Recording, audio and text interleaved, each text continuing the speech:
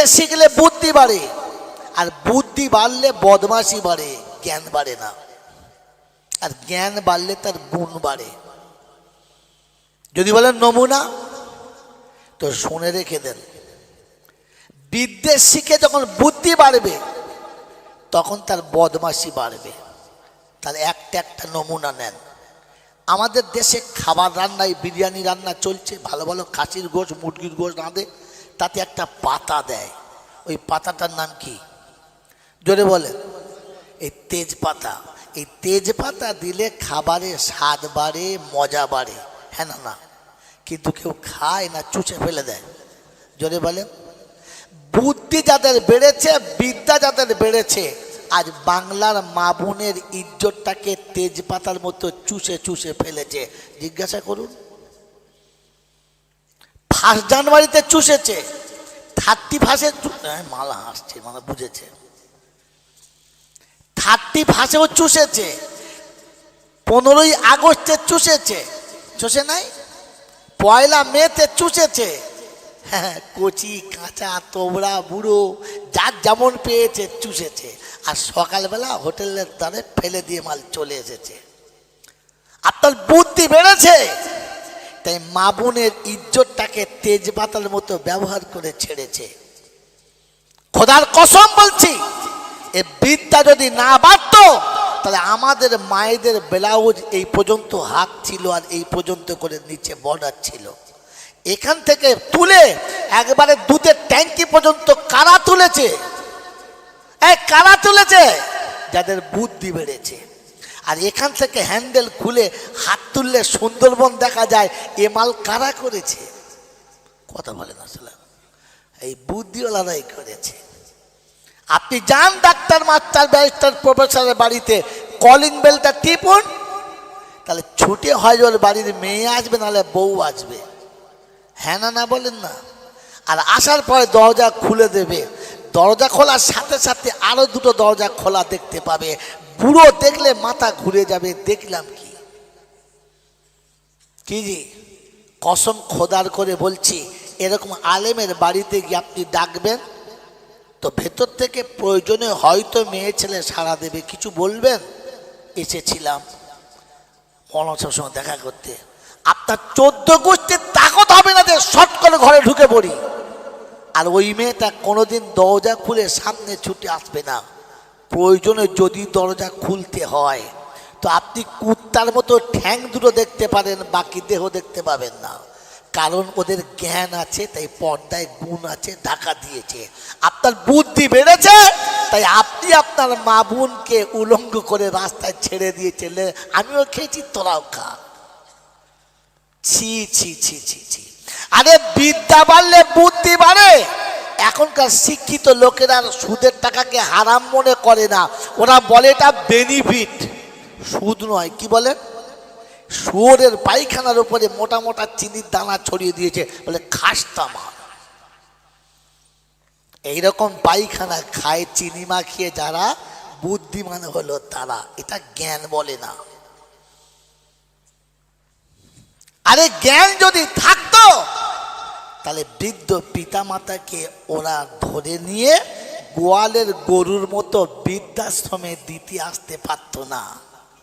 ওদের মনে হতো, রব্বানা, আমি তো জীবনে পয়সার অভাবে কাবা দেখতে পেলাম না, তো রাসূল বললেন কাবা দেখার সওয়াব পাবি, মা বাপের মুখের দিকে তাকা। নাজরুল ওয়ালিদে ইবাদাতুন, তোর বাপের মুখের দিকে তাকিয়ে থাকা কাবা দেখার মতো সওয়াব। বলুন সুবহানাল্লাহ। এটা যদি ওর কাছে জ্ঞান থাকতো, তাহলে বাপ মাকে বৃদ্ধাশ্রমে দিত না, সামনের আশ্রমে বসিয়ে রাখতো দেবতার জায়গাতে।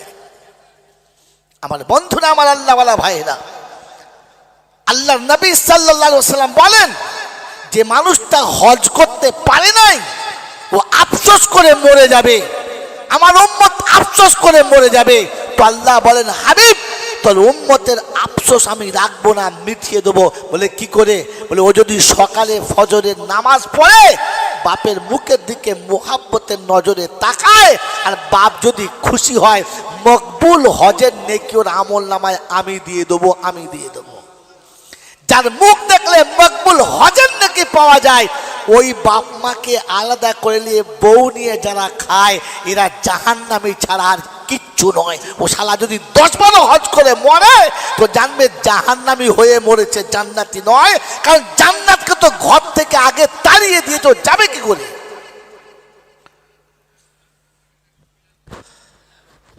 মেরে মোহতম দোস্তর বুজুর্গ আল্লাহওয়ালা ভাইরা জ্ঞানীজনরা শুধু মানুষেরা শুধু খালি নিচেতে বসে বসে ছকে সুবহানাল্লাহ বলেছেন। আরে গরু সারা জীবন সুবহানাল্লাহ বলে, কিয়ামতের গরুর সুবহানাল্লাহ কোনো দাম দেবে? দেবে? কারণ গরু জানে পেচ্ছাপ করে ওই বিছানায় শুয়ে পড়ে, গরু পাক না পাক জানে না, তাই গরুর সুবহানাল্লাহর কোনো দাম হবে? জোরে বলেন। তো যারা সারা জীবন পেচ্ছাপ করে নিজের প্যান্টে মুছে নিয়েছে, লুঙ্গিতে মুছে নিয়ে শুয়েছে, ও শালা গরুর থেকে কমা কোথায়? গরু তো সন্ধ্যাবেলা খেয়ে বিছানায় শুয়েছে, বিসমিল্লাহ বলে শোয় নাই। আর তুমিও তো সারাদিন ঘুরে সন্ধ্যাবেলা শুয়েছ, বিসমিল্লাহ বলে শোও নাই। কিন্তু গরু বিড়ি খায় নাই, এছাড়া তো বিড়ি খেয়ে শুয়েছে। হ্যাঁ না বলেন না? বিছানায় শুয়ে বিড়িটাকে এমন আস্তে করে টেনেছে না, কলজে ফ্যাপসা কি বলে আপনার কিডনি সব উড়িয়ে দিয়েছে।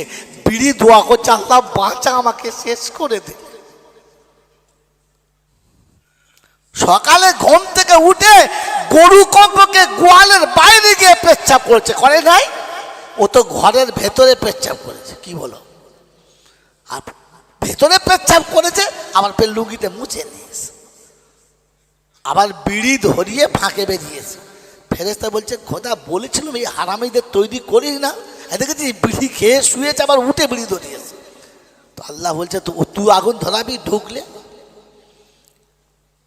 বাবাজির আমার বন্ধুরা, আমার আল্লাহওয়ালা ভাইরা, সারা জীবন যে পেচ্ছাপ করে পানি নেয় নাই, গোসলের ফরজ জানে নাই, ও মাল যদি কবরে যায় আর মসজিদ দোয়া চায়, আল্লাহ আল্লাহ বলে যত খুশি খা, পালা, আল্লাহ ফাল্লাহ বলবি না, পালা থেকে আমি ওকে জাহান্নামে দেবো, ফাইনাল করছি। তো হাত তুলতে কে বলেছে? আরে রাসূল নিজে বলছে, মা তারাকতুলি সাবিলি, চাচার জন্য যে চাচা তুমি হাত তোলার সুযোগ না করাই, তুমি তুললে কোন লজ্জায়?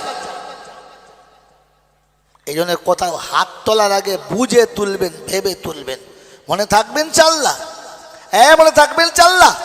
এই জন্য মেরে মোহতম দোস্তর বুজুর্গ আল্লাহওয়ালা ভাইরা, যদি আপনার কাছে জ্ঞান আনতে চান তো কোরআন শোনাচ্ছে, লাকাদ কানা লাকুম ফি রাসূলিল্লাহি উসওয়াতুন হাসানাহ লিমান কানা ইয়ারজুল্লাহা ওয়াল ইয়াউমাল আখিরা ওয়া যাকারাল্লাহা কাসীরা। বাবাজিরা, সোনার আল্লাহরা, জ্ঞানীজনেরা, বুদ্ধিজীবীরা, সোনামণি মায়েরা, বোনেরা, আল্লাহ পাক শোনাচ্ছেন, যদি তুমি মানুষ হতে চাও আর মানুষ হয়ে কবরে যাও, মুখের আল্লাহ যদি দিলেতে নামাতে চাও, আমার নবীকে ফলো করো, অন্য কিছু ভুলে যাও। করবেন চাল্লা? জরুরি করবেন চাল্লা?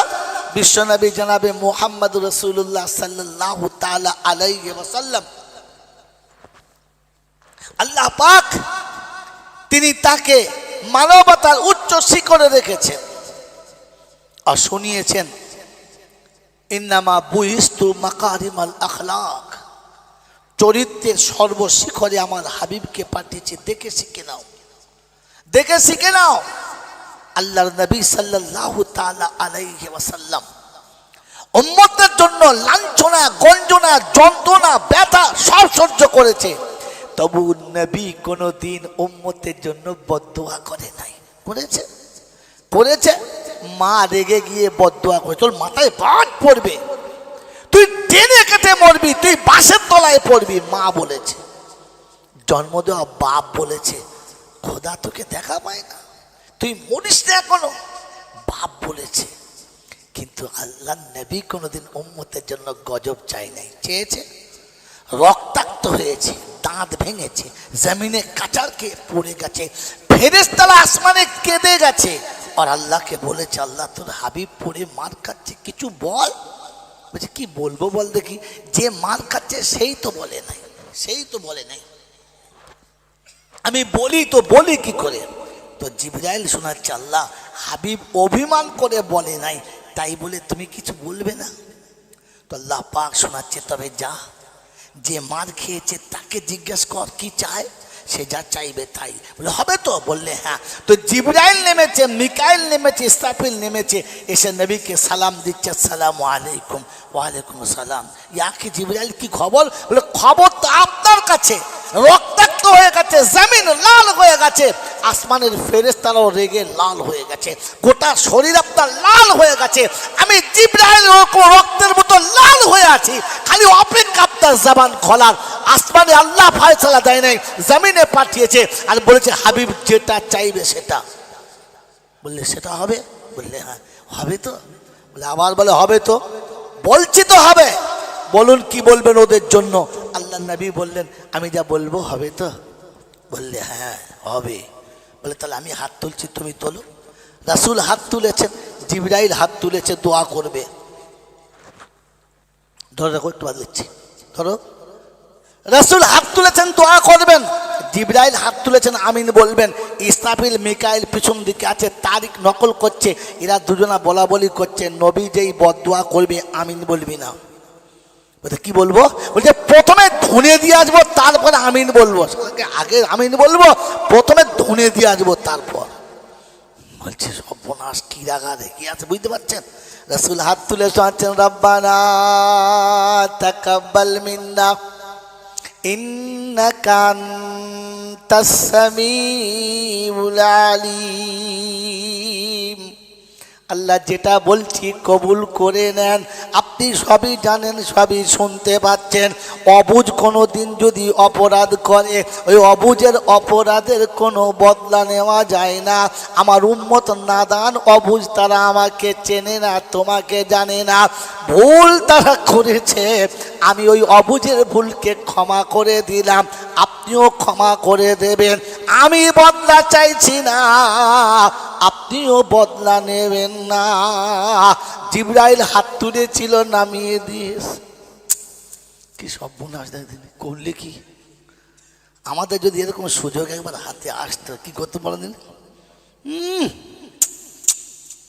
মানে আখ চিবিয়ে খেলে একটু রস থাকে, তার থেকেও নিচড়ে মেরে দিত। আল্লাহর নবীর কথা শুনে, দোয়া শুনে জিবরাইল আল্লাহর কাছে ঘুরিয়ে দোয়া করছে, রব্বানা আদম থেকে এ পর্যন্ত আমি ফলাপ ছিলাম না, বেকার ছিলাম না, আজ ফলাপ হয়ে গেলাম, ফিল্ম বেকার হলো।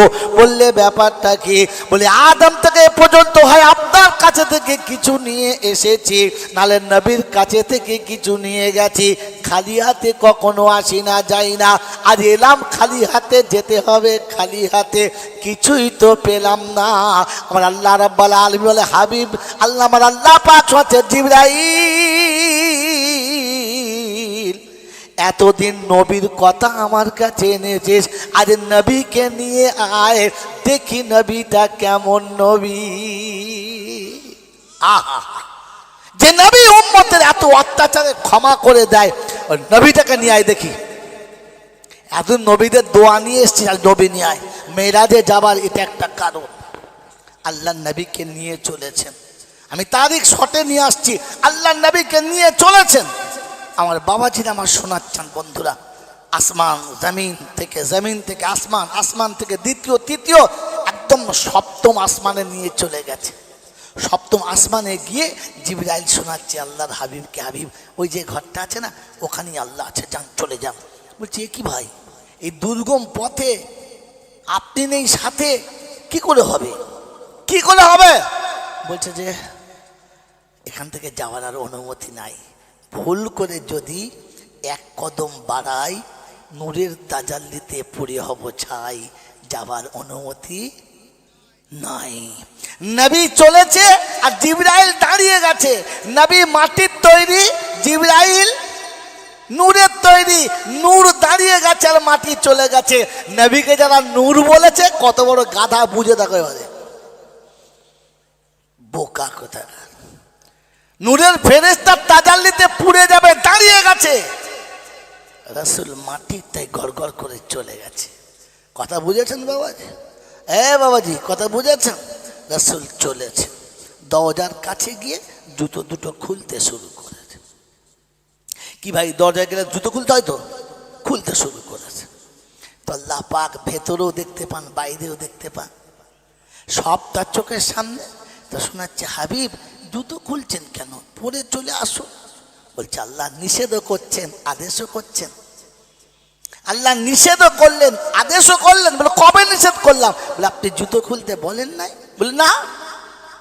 বলে আল্লাহ একটু ব্যাকে চলেন না, মনে পড়ে। বলছে আল্লাহ গো, যেদিন মূসা আপনাকে দেখতে চেয়েছিল আর আপনি বললেন সম্ভব না, আয় তুর পাহাড়ে আয়, ওখানে আমার নূরের তাজাল্লি যাবে, যদি সহ্য করতে পারিস তো দেখা হবে। যখন মূসা পাহাড়ে চাপছিল, মূসা গাধার পিঠ থেকে নেমে পাহাড়ে চাপছিল, তখন আপনি বলেছিলেন ফাখলানা আলাইক ইন্নাকা বিল ওয়াদিল মুকদ্দাসি তুআ। মূসা খবরদার জুতো পরে উপরে চড়বি না, ওটা আমার তুর পাহাড়ে আমার নূরের তাজাল্লি পড়বে, পবিত্র নূরের তাজাল্লি যেখানে পড়ে ওখানে জুতো পরে চাপা যাবে। জোরে বলেন না। যদি জুতো পরে পাহাড়ে না চাপা যায়, ঘরের ভেতরে ঢোকা যাবে না। আপনি বারণ করে কেন ডাকলেন? তাই কবি লিখেছে, দিদার করিতে নবী খোদার নিকট যায়,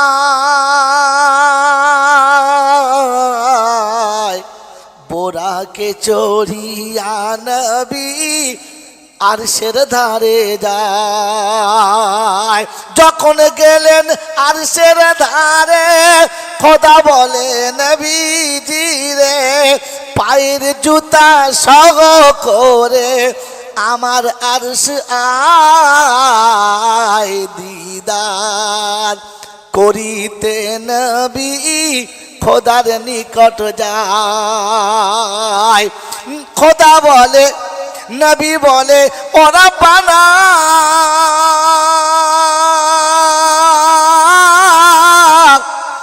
মূসাকে করেছ মানা, আমায় কেন বলো তুমি জুতা সহ আয়, দিদার করিতে নবী খোদার নিকট যায়। খোদা বলে, ওগো নবী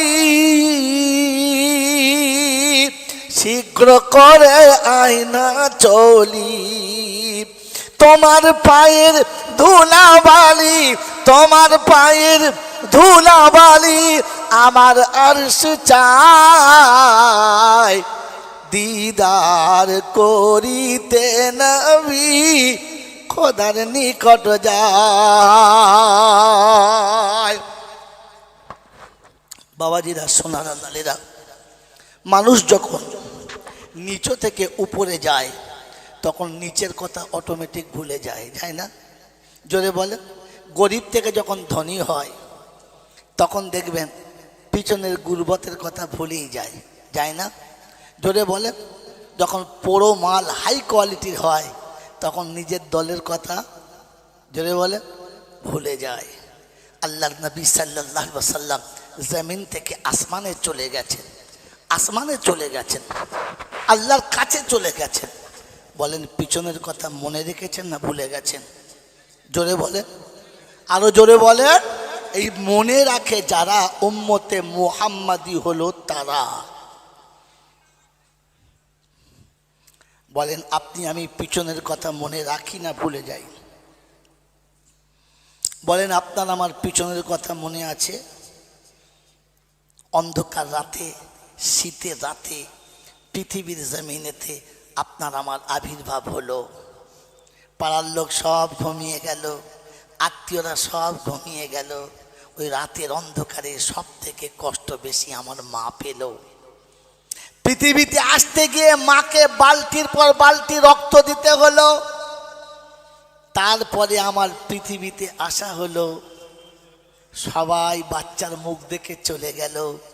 রাতের অন্ধকারে বুকের ভেতরে রেখে গরম করে আমাকে আপনাকে দুধ খাওয়ালো, মাই দুধ খাওয়ালো, বাকি সব চলে গেল। বন্ধুরা, অত্যন্ত রোদে, উত্তপ্ত রোদে আমি কষ্ট পাবো, সবাই নিজের জায়গায় চলে গেল। কোলের কাছে শুইয়ে আঁচলের হাওয়া দিয়ে তোমাকে আর আমাকে ঘুম পড়ালো, মা ঘুম পড়ালো, বাকি সব চলে গেল। আমার আল্লাহওয়ালা ভাইয়েরা সবাই এসে আদর করলো, যত্ন করলো, কিন্তু যখন অভাব আর অনাটন এলো তখন সব হাতছাড়া হয়ে গেল। মা বুকের ভেতরে রেখে তোমাকে আমাকে বড় করলো। আমার বন্ধুরা, আমার জ্ঞানীজনরা, শুধু মানুষেরা, আমার স্কুলে যাবার সময় স্কুলের পোশাক কেনার জন্য মা তার ঈদের দিনের কেনা শাড়িটাকেও পর্যন্ত দোকানে ফিরিয়ে দিল আর বলল, পুরাতন শাড়িতে ঈদ করে নেব, আমার বাচ্চাকে স্কুলের পোশাকটা দাও। স্কুলের পোশাক কেনার জন্য মা পুরাতন শাড়িতে ঈদ করে নিল। স্কুলের ফি দিতে হবে, কোনো পয়সা জোগাড় ছিল না, তাই মা তার নিজের হাতে চুড়ি দুটো বিক্রি করে আমাকে স্কুলের ফি দিয়ে স্কুলে ভর্তি করলো। টিউশনি মাস্টারকে ভালো করে গড়ে তোলার জন্য বাপ তার 2 কাঠা জায়গা ছিল, ওটা বিক্রি করে দিল। আমার অফিসের, আমার চাকরির ফর্ম ভরার সময়তে টাকাটা মা আঁচল থেকে বার করে দিল। চাকরি পাওয়ার জন্য যতটা টাকা দেওয়া দরকার ছিল তার জন্য বাপ লোকের কাছে ভিক করলো, ধার করলো, ইহা তাকে নিজের বাড়িটা বন্ধক দিল। আর মা তার গোলার চেন বিক্রি করে টাকা দিয়ে তোমার চাকরি করে দিল। মা সব কিছু দেওয়ার পরে নিঃস্ব হলো।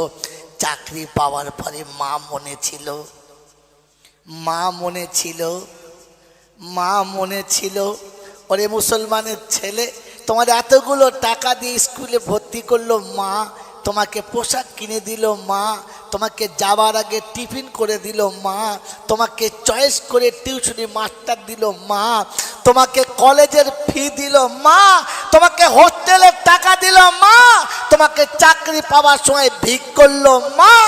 এমন বাকে ভুলে গেছে যারা মানুষ না জানোয়ার, তারা। বিচার তোমাদের হাতে দিলাম বাপজিরা, তোমার হাতে দিলাম। সারা জীবন মা সব দিয়েছে, আর চাকরি পাওয়ার পরে পয়সা কটা সব অন্য জায়গাতে জমা রেখেছে, মার হাতে দিয়েছে। জোরে বলেন, দিয়েছে? মনে আছে? পিছনের কথা মনে আছে? যে শীতের রাতে আমাকে ক্যাঁটার ভিতরে জড়িয়ে পুতুলের মতো রেখে মা নিজের গায়ে এই শীতের রাতে একটা পাতলা শাড়িকে ডবল করে গায়ে দিয়েছে। কখনো কখনো একটা পাতলা ক্যাঁটার তলাতে শুয়েছে, নিচে শুধু মাটির উপরে শুয়ে আমাকে মোটা বিছানায় শুয়ে যে মা মানুষ করে চলে গেছে। মনে আছে? মনে আছে? আমার আল্লাহওয়ালা ভাইরা, আর সরে আসতে হবে না, আচ্ছা হয়ে গেছে। বাবাজিরা, আমার আল্লাহওয়ালা ভাইরা, অমন মা মনে আছে? এরকম মা মনে আছে? তো কোন আশা নিয়ে মিলাদে বসে আছেন যে আমি দোয়া করলে আল্লাহর কবুল হবে আল্লাহর কাছে? এজন্য শুনিয়েছি, বিদ্যা বেড়েছে আর বুদ্ধি বেড়েছে, আর বুদ্ধি বাড়ার সাথে সাথে বদমাশি বেড়েছে। ওই মুসলমানের ছেলে, আজ মা নিরাশ্রয়, আজ মা নিরুপায়, আজ মা ভিখারি, আজ মা নিঃস্ব, আজ মা সব থেকে বড় করুণার পাত্র। কখনো ছেলেদের কাছে হাত তুলে বলে, বাবা কিছু দে না, বাবা একটা জিনিস কিনে দে। আল্লাহর নবী সাল্লাল্লাহু শেষ হাদিস শুনিয়ে দিচ্ছি, হাত তুলে দোয়া করার জন্য তৈরি হন। মনে মনে দরুদ শরীফ বেশি বেশি করে পড়েন। মা বোনদের কাছে বলে যাচ্ছি, মনে রেখে দেন, আল্লাহর নবী বলেছেন, লা ঈমানান লিমান লা আমানাতা লা ওয়ালা দীনান লিমান লা আহদা লা। আমি রাসূল বলে যাচ্ছি, যে আমানত রক্ষা করতে পারে নাই ও কখনো ঈমানদার হওয়ার যোগ্যতা রাখে নাই, যে কখনো আমানত রক্ষা করতে পারে নাই, ও যেন ঈমানদার বলে দাবি করে না। আমি রাসূল বলে গেলাম। আমার বন্ধু, আমার আল্লাহওয়ালা ভাইরা, বৃদ্ধ পিতামাতা সন্তানের কাছে আমানত, বিধবা মা সন্তানের কাছে আমানত। এমন মাকে যারা দূর থেকে সরিয়ে দিয়েছে, মরার আগে যতবার হজ করুক আর ফেরেশতা হয়ে মরুক, ও জাহান্নামী হওয়ার যোগ্য, জান্নাতে নয়। কারণ শুনে রেখে দেন যে মা আমানত ছিল, আপনি মায়ের আমানত রক্ষা করেছেন, এটা নিজেকে নিজে জিজ্ঞাসা করেন, আর কেউ কাউকে জিজ্ঞাসা করবেন না, কেউ কাউকে জিজ্ঞাসা করবেন না। আজ বলে গেলাম জাঙ্গালাটির লোকেদের, কাল সকালে চা খাওয়ার দোকানে বসে চা খাবেন, আর দেখবেন যারা মা বাপকে ভাত দেয় না, আপনি ইশারা করে বলতে পারেন, হ্যাঁ কুদ্দুস জাহান্নামী দেখবি, বলে কই কি বুঝলে, কারণ সোজাসুজি বললে ঝামেলা লাগবে। আরে মাকে আলাদা করে দিয়ে বউকে নিয়ে সংসার করে যারা, এক কথায় জাহান্নামী হলো তারা। এটা মনে রেখে দেন, লিখে রেখে দেন আমার বন্ধুরা, আমার আল্লাহওয়ালা ভাইরা। আজান শোনার পরে মসজিদে আজান শুনে যায় না যারা, জাহান্নামীর একটা দল হলো এরা। কারণ বেনামাজি কখনো জান্নাতে যাবে, জোরে বলেন না। আর নামাজির হাতে জান্নাতের চাবিকাঠি দেবে, অন্য কারোর হাতে দেবে না। তাই আল্লাহ নবীকে বলেছে, উম্মতকে বলে দে, আসসালাতু মিফতাহুল জান্নাহ।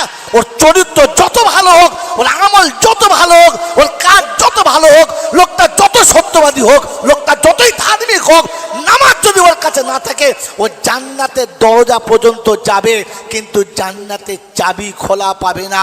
ওখান থেকে ফিরে ওকে ফের জাহান্নামেই যেতে হবে। খালি মনে মাথা বসে বলছে নামাজ না পড়তে পারে, লোকটা খুব ভালো, বুঝলেন, খুব ভালো লোক। আরে পায়খানার কোন পিঠটা ভালো রে? এই পায়খানার তলার দিক ভালো, ওপর দিক? পায়খানা তো পায়খানা, ওরা আবার ভালো কিসের? যে মুসলমান বলে দাবি করে, আর আজান হলে এখনো বসে বসে সিগারেট খায়, এখনো বসে বসে চা খায়। ওর জন্য ভালো বলার কোনো দরকার নাই, ওর জন্য ভালো বলাটাই অপরাধ। তুমি এটা ভুল করছো, অপরাধ করছো, এতে আল্লাহ নারাজ, নবী নারাজ, ফেরেশতারাও নারাজ। তোমার উপরে রাজি থাকার কোনো গল্প নেই, কারণ তুমি দুশ্মনকে বন্ধু করেছো। তোমার বাপের সঙ্গে যা দুশ্মনী আছে, তুমি যদি বলো চাচা খুব ভালো লোক, এক কাপ চা খাও, চাচা খুব ভালো লোক, তো তোমার বাপ কি বলবে? হারামি জন্ম দিয়েছি, কুত্তা জন্ম দিয়েছি রে। আমার জানের দুশ্মন, ও নাকি তাকে বলে লোকটা ভালো লোক। এমন যদি কেউ বলে, তো তার বাপ বলতে পায় না, পায় না?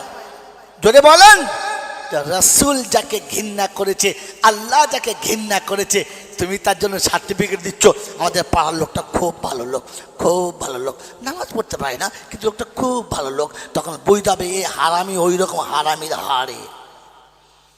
এই জন্য মেরে মহতম দোস্তর বুজুর্গ আল্লাহওয়ালা ভাইরা, জ্ঞানজনরা, সুদী মানুষরা, জলসায় এতক্ষণ যা কিছু শুনেছি, ইতিহাস মনে রেখে দিই যে আমার ব্যাকগ্রাউন্ডে মনে রাখা দরকার ছিল, আমি যেখান থেকে এসেছি ওটা মনে রাখা দরকার ছিল।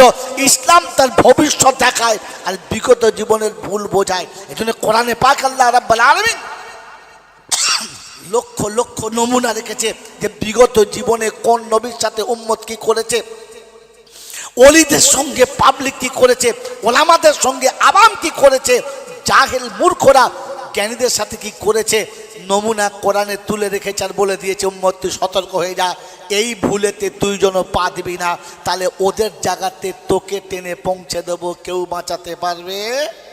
জোরে বলেন পারবে? শেষ হাদিস আল্লাহ নবী বলেছেন, লা ইউমিনু আহাদুকুম হাত্তা আকুনা আহাব্বা ইলাইহি মিন ওয়ালিদিহি ওয়া ওয়ালাদিহি ওয়ান নাসি আজমাইন। আমি রাসূল শুনিয়ে দিচ্ছি, যদি ইমানদার হয়ে আসতে চাও, ইমানদার হয়ে যদি বাঁচতে চাও, ইমান নিয়ে কবরে যদি যেতে চাও, আমি রাসূল শুনিয়ে দিয়েছি সবার ভালোবাসা একদিকে, একদিকে বিবি হবে, একদিকে বাচ্চা হবে, একদিকে মা হবে, একদিকে আব্বা হবে, একদিকে ধন দৌলত হবে, একদিকে ইজ্জত সম্মান হবে, একদিকে গোটা দুনিয়া হবে, একদিকে আমার নবী হবে। আমার নবীর ভালোবাসা যদি সবার ভালোবাসার উপরে না যায়, তুমি সত্যিকারের খাঁটি মুমিন, এটা কি প্রমাণ হয়? এটা মুমিন হওয়ার প্রমাণ নয়। আল্লাহর নবী সাল্লাল্লাহু তাআলা আলাইহি ওয়াসাল্লামের সাহাবীদের সঙ্গে আল্লাহ শোনাচ্ছে, ঈমান যদি আনতে চাও নবী সাহাবাদের সঙ্গে মিলিয়ে নাও। কোরআন শুনিয়ে দিচ্ছি, ফা ইন আমানু বিমিসলি মা আমানতুম বিহি ফাকাদ ইহতাদা ওয়া ইন তাওয়াল্লাউ ফাইন্নামা হুম ফি শিকাক ফাসায়াকফিকাহুমুল্লাহ ওয়া হুয়াস সামিউল আলিম। কোরআন শরীফের পারা নাম্বার 1, সূরার নাম সূরা বাকারা, প্রথম পারার লাস্ট পৃষ্ঠার 3-4 লাইনের নিচে আল্লাহ পাক শুনিয়েছে, ফা ইন আমানু বিমিসলি মা আমানতুম বিহি ফাকাদ ইহতাদা। আমার নবী সাহাবীদের মতো ঈমান যদি দেখাতে পারো, ওটা হলো ঈমানের শেষ দরজা। বললে হুজুর নমুনা, তো আল্লাহর নবী শোনাচ্ছে, চলে এসো একবার শুনে যাও নমুনা। আল্লাহর নবী মদিনার মসজিদে শুনিয়েছে, যুদ্ধের ময়দানে যেতে হবে, যুদ্ধের ময়দানে যেতে হবে। সবাই তৈরি হয়ে গেছে। রাসূল বললে বিদায় নিয়ে এসো। দরজার কাছে গিয়ে বলল, বিবি আমি তোমাকে ভালোবাসি, কিন্তু আমার নবীকে তার থেকে বেশি, তাই বাসর রাত থেকে উঠে ফজরের নামাজ পড়ে নাম লিখিয়েছি, তোমাকে শুনিয়ে দিচ্ছি আমি যুদ্ধে চলে যাচ্ছি। বিবি বলেছে, স্বামী হাতে মেহেদির কালার গেল না, গায়ে বিয়ের গন্ধ এখনো গেল না, এই সময়ে ঘর ছেড়ে বাইরে যাওয়াটা ভালো না। শুনিয়েছে বিবি, শুনে রেখে দে, আমি তোর ভালোবাসা সব মেনে নিলাম, আমার নবীর ভালোবাসার সামনে টিকাতে পারলাম না, তাই বাসরাতের গন্ধ ভুলে গেলাম, হাতের লাল মেহেদি ভুলে গেলাম, তোকে সালাম দিয়ে যুদ্ধের ময়দানে চলে গেলাম।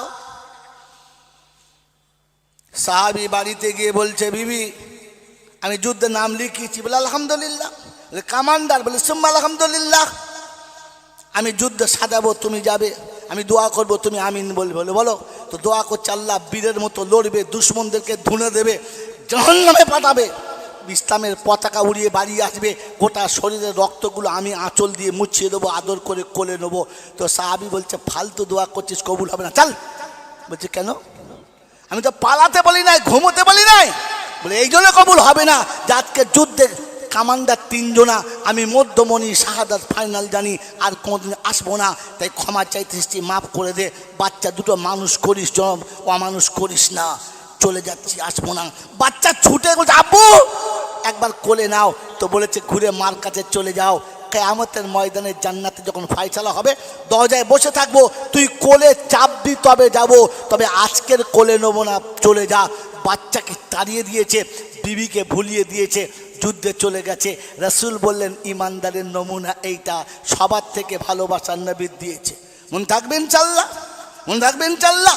আল্লাহ পাক সঙ্গে যদি ঈমান আনতে হয় তো ভয় সাহাবাদের মতো নিয়ে এসো। মদিনার মসজিদে খবর হয়েছে মদ হারাম, বালতি ভেঙে দিয়েছে, ড্রাম ভেঙে দিয়েছে, কলসি ভেঙে দিয়েছে, গ্লাস ভেঙে দিয়েছে, বোতল ভেঙে দিয়েছে। তারিখ শুনছে, মদের দোকানে একজন মদ খাচ্ছে, গ্লাসে ঢেলেছে, এক ঢোক মুখে নিয়েছে, বোতল হাতে, গ্লাস হাতে, এক ঢোক মুখে, শুনেছে মদ হারাম, মুখেরটা কুল্লি করে ফেলেছে, গ্লাসটাও কাঁচার মেরেছে, বোতলটাও ভেঙে দিয়ে বাড়ি চলে এসেছে। বন্ধু হারাম শুনেছে, ওখানে ছেড়েছে। আপনার আমার নমুনা, মাগরিবের আযান হচ্ছে, ও এখনো পর্যন্ত চা খাচ্ছে। চাচা চলো, দিয়েছে যখন খেয়েই যায়, নামাজ যায়, যাক, চাটা ফেলা যাবে, এর ইমানকে কদ্দূর নিয়ে যাবে জানি না, তাই শুনিয়ে দিয়ে চলে গেলাম দুটো কথা, যে পৃথিবীর সব ভালোবাসার থেকে নবীর ভালোবাসা থাকতে হবে, আর পিছনের কথা মনে রেখে সামনের পথ দেখতে হবে। আল্লাহ আপনাকে আমাকে ভাবার বোঝার চলার তৌফিক দান করুক, সকলে বলি আমিন। ওয়া আখিরু দাওয়ানা আনিল হামদুলিল্লাহি রাব্বিল আলামিন। আল্লাহ পাকের লাখো শুকরিয়া, তিনি আমাদেরকে এই কর্মবহুল পৃথিবীর কর্মক্লান্ত হতে এরকম এক প্রগাঢ় শীতের রাতে ভালোবাসার সব মানুষগুলোকে ত্যাগ করে, আরামের শয্যাকে বর্জন করে, শয়তানের মুখে কালিমা খেয়ে, ফেরেশতাদের সাথে বন্ধুত্ব করে জান্নাতের বাগানে আসার, বসার, বলার ও শোনার সুযোগ পেলাম, আর সেটা কাজে লাগাতে পারলাম। এজন্যে সকলে প্রাণ খুলে বলি আলহামদুলিল্লাহ। যারা আলহামদুলিল্লাহ বলেন নাই, এরাই হলো বুদ্ধিমান।